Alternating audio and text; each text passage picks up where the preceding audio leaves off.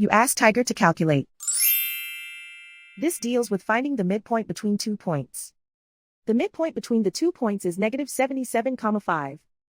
Let's solve it step by step.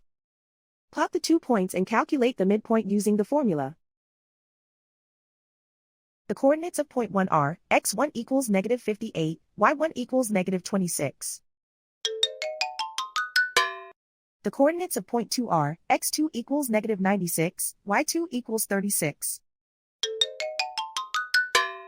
PM represents the midpoint of the 2 points.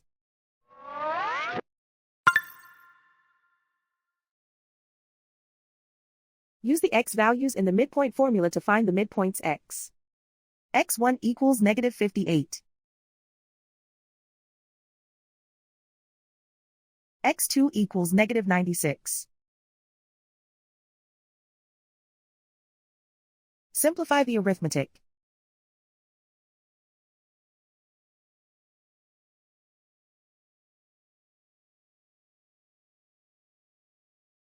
Use the y values in the midpoint formula to find the midpoints y. y1 equals -26. y2 equals 36. Simplify the arithmetic.